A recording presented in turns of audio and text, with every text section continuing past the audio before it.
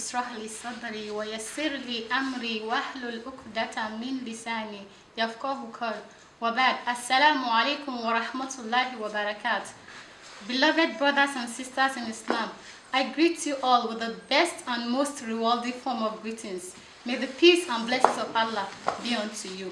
You're welcome to United Muslim Youth Association of Nigeria, UMYAN 17th edition of Sister Seminar. My name is Munira Aliyu, the Amira of this association, as well as the anchor of today's program. Our viewers, may I introduce you to the brief history of this association. This is a religious organization which started around 1982 by a group of brothers and sisters with the sole aim of propagating Islam in its purest state. United Muslim Youth Association of Nigeria, UMYAN, which was formerly known as Uzaire Muslim Youth Association, has grown in leaps and bounds. Its aims and objective was to create a platform for the Muslim youth. It has, however, expanded to taking on dawah activities, welfare, enlightenment of the Muslim, and a formal education devoid of immoralities and malpractices. Among its numerous programs is the UMYAN Annual Sisters Seminar.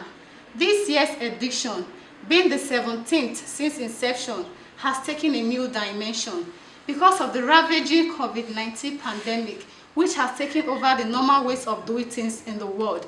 Because of our determination to fulfill this year's edition, we decided to reach you live via our social media platform. Please follow us live on Facebook. Our YouTube handle and Twitter will be displayed on the screen for now. At this point, please permit me to introduce the program formally. This year's edition was well planned with a beautiful theme, the average tour, and beautiful lecturers and topics. The relegated values, virginity in question, by our sister, a mother, Sister Mansura Ibrahim. The second topic is the joys of the Muslim home, by our sister, Sister Zina Muhammad A. Gileb. We also have a health talk corner on the topic, the compromised combination, nutritional option, by our mother, a food technologist, Sister Sauda Zekaria. Please, workshop is not left out. Stay tuned as we unveil our workshop. At this point, permit me to introduce the first lecturer of the day, Sister Mansura Ibrahim. Sister Mansura Ibrahim is a mother to this association. She has contributed immensely to the growth of this association. She is going to be taking us on the first topic, relegated values, virginity in question. Please stay tuned as I introduce to you our first lecturer, Sister Mansura Ibrahim. You are welcome on stage. Marhaba. Thank you. Assalamu alaikum wa rahmatullahi ta'ala wa barakatuh. Inna alhamdulillah nahmudu wa nasta'inu wa nastaghfiruh wa na'udhu billahi min shururi anfusina wa min sayyiati a'malina. Amma ba'd. Today, inshallah, we'll be talking on the topic, the relegated values, virginity in question. First and foremost, I'd like us to talk and look briefly at the various main words in the topic. The first is value and the other is virginity. Values, as we all know, are things that are good, that have to be practiced. The opposite of it are virtues. The opposite of value is vices. We have so much of these values. We have the being truthful and all that. But the most important one that we're going to talk about today is virginity. What's virginity? Virginity is a state of never having sexual intercourse at all. Islamic form of virginity might not be what the world calls virginity.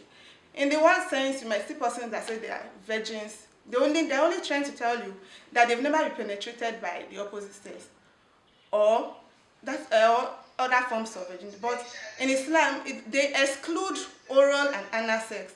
All this, virginity in Islam entails not having sexual intercourse of any form, whether in the through the normal sexual intercourse, or any other form of things that leads, but that makes you to derive pleasure as if you had had intercourse. Also, virginity in Islam is not just the absence of or presence of an hymen, because in the Western world, we have had persons who lost their virginity, but they are going to do surgery or other things to get this back. So it's a question of between, it's a thing that has to do between you and your creator. When you are saying I want to remain a virgin, it is not because of the society, it's not because what you want to gain or what you want to lose, but because you are sure that this is what God has said. From the spiritual angle, for instance, Allah said in Quran 17 verse 32, La taqrabu zina innahu kana fahisha wa sa'a sabil. That you should come not near to unlawful sexual intercourse. That verily it is fahisha, that means a wrongdoing, something you should not do, and a great evil. Apart from the spiritual angle, when you lose your virginity, there's a psychology, or when you don't keep to being a virgin, there's a psychological aspect of it that that will affect you. For instance, a virgin does not mind or does not see it as a big deal if he misses a period, because he knows the period is going to come. If it doesn't come today, it's going to come tomorrow, except when there are cases of health issues. Otherwise, she's just assured that nobody is going to disgrace her for the fact that I've slept with you before, or nobody's going to tell her I saw you in so and so corner. So that's another area of being a virgin. And also we have the health benefits of being a virgin.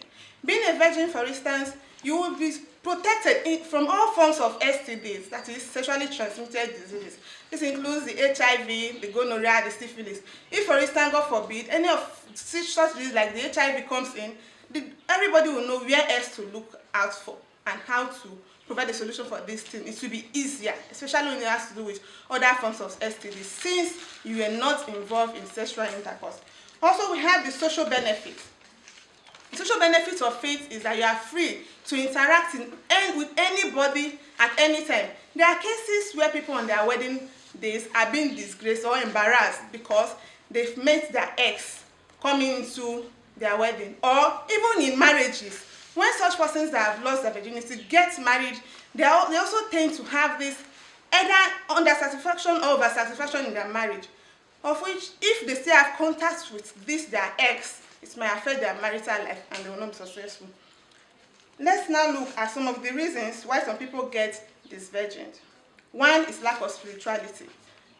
Sometimes out of ignorance, before you begin to realize what Islam says you should do, what God says you should do, and what God says you should not do, you find yourself that you are involved in practices that led to you losing your virginity. There is still hope. Allah said that He loved those, that Allah loved those who ask for forgiveness and purify themselves. You seek for forgiveness. Also, peer pressure. Peer pressure is a very important factor in losing virginity. Please and please, we should try and make sure we associate with people that have good morals. It is fine and very good that you are a virgin, but it is not good that you start telling every dick and Harry that thing, don't touch me, I'm a virgin. Because anything can happen. You can be gang raped or any of the other, because some of those persons that I found themselves to have lost theirs in one form or the other might not be too happy with you displaying yourself with it. It is just a privilege Allah has given to you. At this junction, I would like to say keeping to virginity is a very important treasure. It's a very important value. It's a form of dignity and respect that should be kept, that should be upheld to in the society. But if in any way you have lost yours, there is still hope. There is still very much hope, because Allah says He likes those who seek for forgiveness and those who turn to Him. We should turn to Him. We should encourage people to be virgins. Don't listen to the evil saying of who virginity help. Ask them who HIV help. At this junction, I would like to say, Assalamu alaikum wa rahmatullahi wa barakatuh. Thank you, Sister Mansura. That was a beautiful presentation by our sister. Please, you can drop a comment at our comment box and drop a question. We'll attend to it, inshallah. Right now, we're going to invite the next speaker. She's going to be talking on the joys of a Muslim home. She's a woman I revered so much. Personally, I regard her as my mentor, because she has contributed well to my up group personally. The person of our sister, Zina Muhammad Egile. Sister Zina Muhammad Egile will be taking us on the topic, the joys of the Muslim home. Marhaba, sister, you're welcome. أعوذ بالله السميع العليم من الشيطان الرجيم من همزه ونفخه ونفثه بسم الله الرحمن الرحيم رب اشرح لي صدري ويسر لي أمري واحلل عقدة من لساني يفقهوا قولي. Assalamu alaikum wa rahmatullahi ta'ala wa barakatuh. The topic before me is the joys of the Muslim home, that is a Muslim family per se. The family is a great institution that has been ordained by Allah subhanahu wa ta'ala, with both spouses being the pillars and the leaders of the home.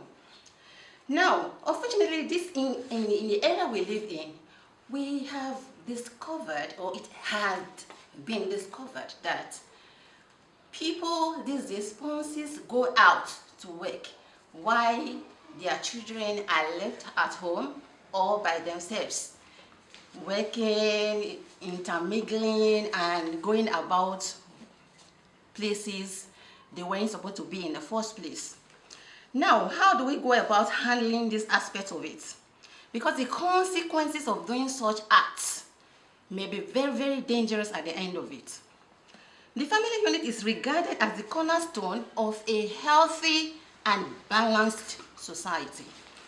If you do not have this block, that is both spouses being on ground, one may be in absenteeism, that is the father most of the time is not always there, but mothers these days always go out to work as well. But how does this affect the growth, the spiritual growth of the family?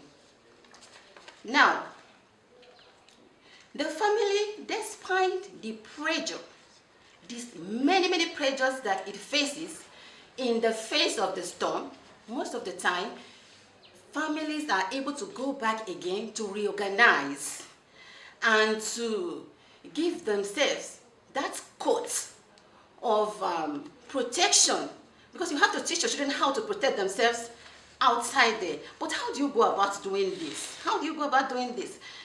The mother has to be on ground, father has to be on ground, and there has to be an outlet, or let me call it a school, because the best school and the biggest school and the most important school in the whole universe is the home school. The schools out there can only give you what they have, because you cannot give somebody what you do not have. They give you what you have, and you have to contribute your own quota as a father or mother. In accomplishing this aspect of what I'm talking about, we have to launch the pad. We have to launch the pad of protection against corruption by all means.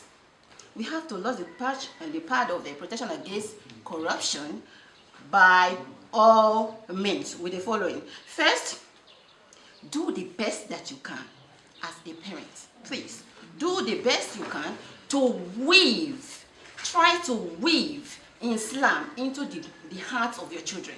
Try to weave Islam into their lives. Teach them by studying with them. Do not do it in isolation.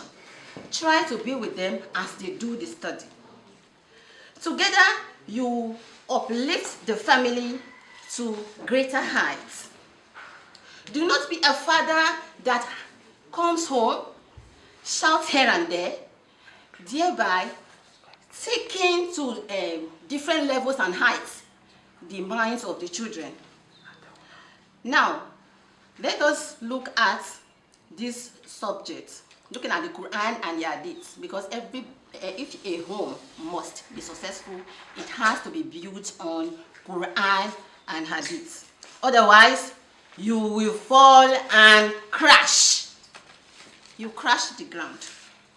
First of all, you have to read the Quran daily, even if it's an ayah. Try to read it. When one is reading, the other translates. And as you're translating, take out some lessons. Take out some key words. Try as much as you can to take out some key words and key lessons. And those lessons should be explained in a manner that the children would easily understand. Comprehensible manner, I mean. Then you should try to choose a game again that the children enjoy. If any game you know you enjoy, try to keep in touch with it and use it. As things unwrap or unfold in the family, Try the best you can to guide the children through. May Allah guide us all. Try to guide them. Teach them to say Alhamdulillah when blessings are coming in. Teach them also to say Inna lillahi wa inna ilayhi raji'un when they have some things happening that unpleasant happenings. Then again, teach them to be patient when they are in the face of any form of hardships. Tell them that the darkest part of the night is just before the dawn.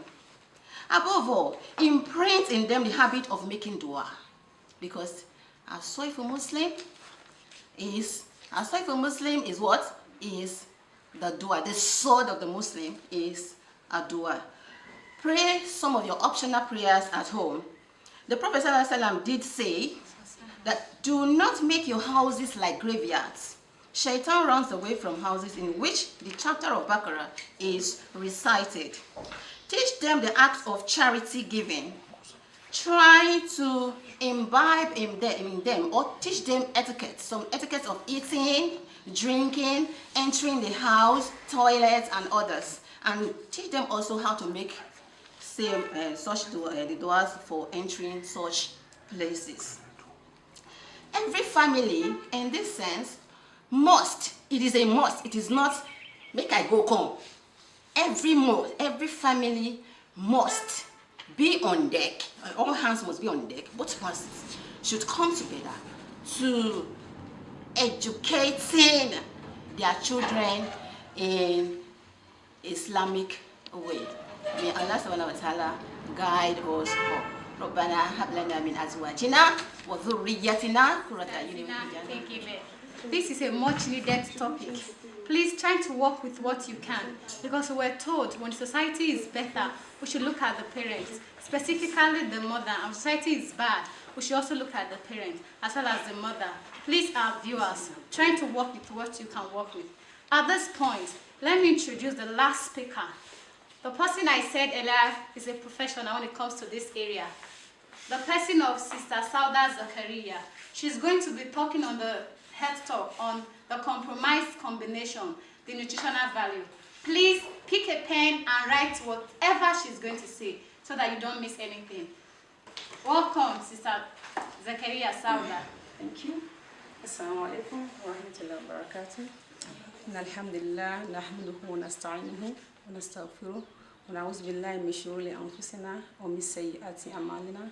Man yahdihillahu fa huwa muhtad wa man yudlil fala hadiya lahu. نشهد أن لا إله إلا الله وحده لا شريك له وأشهد أن محمد عبده ورسوله وبعد السلام عليكم ورحمة الله وبركاته. Well, alhamdulillah, we thank God for today's program. So I'm here to speak on the topic, the compromise combination, nutritional option. So as we all know, or as it happens in our daily lives, we combine our food. We eat anyhow, or in the name of we are eating good food, not knowing that we are taking things that are detrimental to our health. And this food we are taking in is unknown to us because we don't have the privileged knowledges. We don't have the privileged knowledge to know what is right and what is wrong. So, as a food technologist, I'm here to highlight you all. I'm here to highlight you on the appropriate way of taking our food. And to tell you that all these we have been taking wrongly in the way that you correct them. Now, what's a nutrient, or what is nutrient? Nutrient is a substance that is found in food which helps to nourish our body system, to promote growth and maintains our health. Now, nutrients are classified into two groups.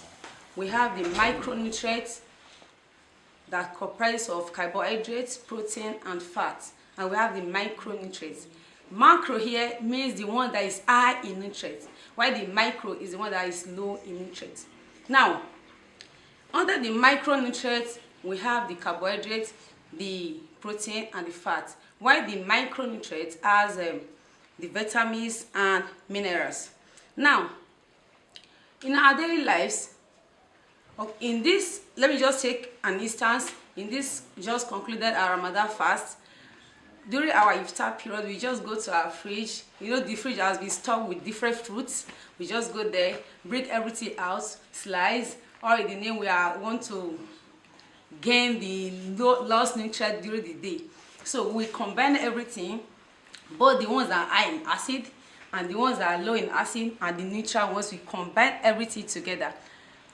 Now, when you want to combine your fruits or your food, we have acidic food, and we have the semi-acidic fruits, and we have the neutral or the sweet fruits. Now, like the acidic fruits, we have the grapes, the strawberries, the pomegranates, and the semi-acidic fruits, we have the apples, we have patches, and we have, okay, and in the sweet fruits, we have the bananas, the raisins. Now, when you want to combine your fruits, you can't combine acidic fruits and the sweet fruit together because they have this different way of digestion. But you can as well combine the acidic and the semi-acidic fruit together because they mix well.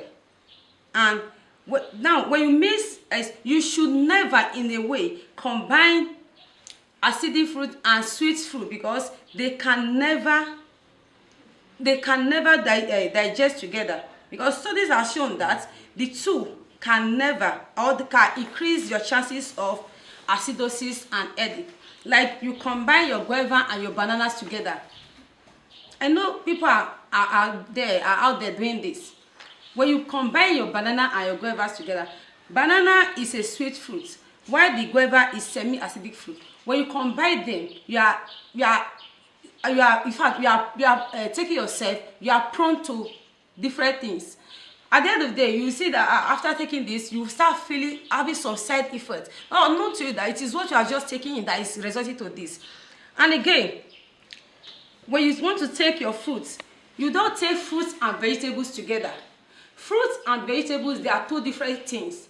When you want to take fruit, you take fruits along with fruits. When you want to take vegetables, you take them. Because they digest differently because fruits have a quicker digestion means and they are partially digested by the time they get to the stomach. Also, fruits have more sugar content which can hinder the digestive system of vegetables. So when you combine fruits and vegetables together, the fruit will hinder the digestion of that vegetable. So in order to abstain that, you make sure you take your vegetables and your fruit differently. And again, this thing is very common to us because sometimes when we want to eat our food, we say, after eating your food to full, you decide to take fruits in the name that your fruit will not reduce the intake of the food that you have just taken in. But it is very wrong. When you want to take fruit, you take fruit before taking your main food. You don't take fruit in between meals, but you take fruit before you take the main meal. And again, this habit of taking or drinking water in between meals, it is very wrong. Please, when you want to take your food, you make sure you take your water 10 minutes before taking your main food. When you take water and take food at the same time, it is very wrong. So when you are doing that, it is you are taking something, you are involving yourself, you are putting yourself at risk.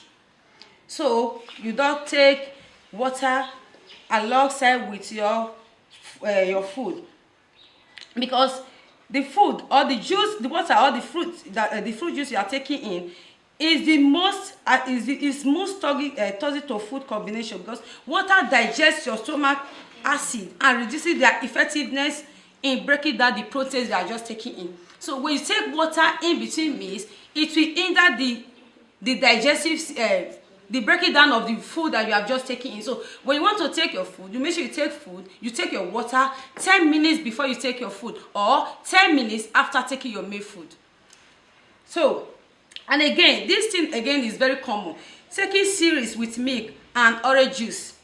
That is cereals, we know cereals, they They are our normal proteinous food. When you take them with orange juice, because milk contains casein and orange juice contains acid, when you take them together, they conduct the dairy and also destroy the enzymes present in the starchy series.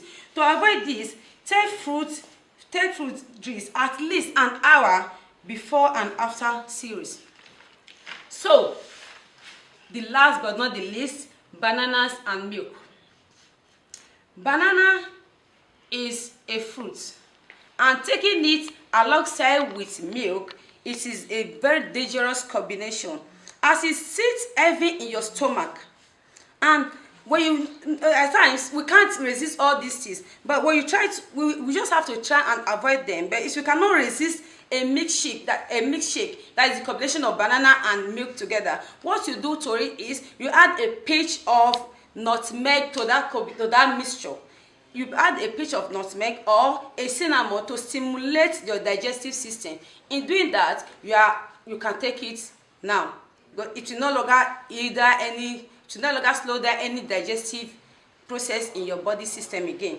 But without adding that nutmeg and the cinnamon, you are not allowed to take, because it's a wrong combination, and it is all this wrong combination we are taking, they are detrimental to our health, either now or sooner or later. It will affect your body system, and you start saying it is those wishes in my village that are doing this to me. Not know that it is what you have been taking in that has accumulated in your system, and the result is now manipulating.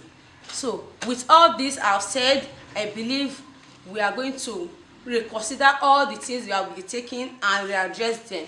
So Nigerians, alhamdulillah, so please stay healthy, stay safe, and eat healthy. Thank you, Sister Saudat Zakaria, for that presentation.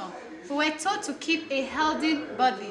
You need to be conscious of your intake. Please, our viewers, follow me as I take you to the kitchen segment, which is known as the workshop. I won't disclose it until we get there. Okay. What we are doing today is sorrel plant drink, popularly known as zobo. Before you'll be able to make that drink out, you will need some ingredients. You need a pineapple, you need ginger and cloves, which is called keneperi in Hausa. The word zobo, like we popularly know these days, is sorrel plant drink. So as I've introduced the ingredients, the pineapple, the ginger and the cloves, then optionally you can add other spices that are good for your health. Then please come with me. We have the zobo here. I'll have to put it on fire. This is the zobo, my sorrel plants. I have the pineapple inside already, both the peels and the male fruit is inside already. That is how it's supposed to be. You don't need to peel out the pineapple and throw away the peels. No, you add it, then you add the male fruit as well. Then you add your grated or pounded ginger and the cloves together and pour in it, then boil it together. Filter it out. You filter the zobo and all the other things to get your drink out from it. Then some people do add sugar, but I will advise, if you want a healthy zobo or a healthy sorrel drink, please just do away with your sugar. And there are these sachet stuffs, they call it flavor that adds sweetener to your zobo. I'll also advise we do away with those things. If you cannot take it this way with your pineapple, just add a little sugar, raw sugar. It is better than those sachet sweet toddies. So after filtering your zobo with your sieve or your cloth filter, you put in a refrigerator. You refrigerate for some minutes so that drink. As you can see, it's boiling. You boil it for like 30 minutes depending on the quantity. As like this one now, I had a big pineapple, a full pineapple with the peel I added to it, so that at least you can have that sweet, a little sweetness, but not that very sweet. Welcome to my kitchen. What we are doing today is sorrel plant drink, popularly known as zobo. Before you'll be able to make that drink out, you need some ingredients. You need a pineapple, you need ginger and cloves, which is called keneperi in Hausa. The word zobo, like we popularly know these days, came from the north. It is the northern parts. It is the northerners, the Hausas, that call it zobo, but the real name is sorrel plant drink. So as I've introduced the ingredients, the pineapple, the ginger, and the cloves, then optionally you can add other spices that are good for your health. Then this one with me, we have the zobo here. I'll have to put it on fire. This is the zobo, my sorrel plants. I have the pineapple inside already. Both the peels and the male front is inside already. That is how it's supposed to be. You don't need to peel out the pineapple and throw away the peels. No, you add it. Then you add the male front as well. Then you add your grated or pounded ginger and the cloves together and pour in it. Then boil it together. After boiling, you filter it out. You filter the zobo and all the other things to get your drink out from it. Then some people do add sugar, but I will advise, if you want a healthy zobo or a healthy sorrel drink, please just do away with your sugar. And there are these sachet stuffs. They call it flavor that adds sweetener to your zobo. I'll also advise we do away with those things. If you cannot take it this way with your pineapple, just add a little sugar, raw sugar. It is better than those sachet sweetener, because we have found out that those sachet sweeteners are dangerous to our hearts. In fact, they can even increase someone's high blood pressure, and it can destroy someone's kidney, according to studies. So after filtering your zobo with your sieve or your cloth filter, you put in a refrigerator. You refrigerate for some minutes so that it can be cold. It is when it is cold, that is when you get the spices. That is when the spices came out well, and you enjoy your zobo. Or I would prefer people to call it sorrel plant drink. It's not zobo. That is the name. And I know for a very long time, even me, I don't know how they call it. I do call it zobo as well, but it is not zobo. It is called sorrel plant drink. As you can see, it's boiling. You boil it for like 30 minutes, depending on the quantity.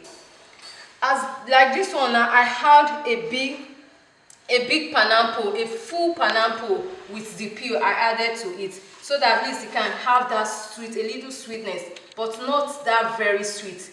That little sweetness in it. Here is my already sieved sorrel plant drink.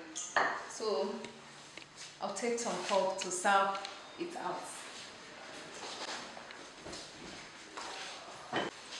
You rinse properly. It is called hygiene. This is an already sieved sorrel plants without sweetener, without sugar. The only sweetener I have here is the pineapple. We're taking it to our table, to our guests, to test what we have here. What a beautiful end product. You can have a taste. Wow. But it's still hot because I've not refrigerated it. It's superb. I know how it is. Of too. course you can. This is good for your body. You need really. to taste it. You really need to. Please do away with the sweetness and the sugar. We have come to the end of this program. May I introduce to you the Vice Admiral of the Association to give you a closing remark. But before then, for those of you that have not subscribed to our YouTube channel, please subscribe to our YouTube channel and turn on the notification icon to get notified anytime we drop our new video.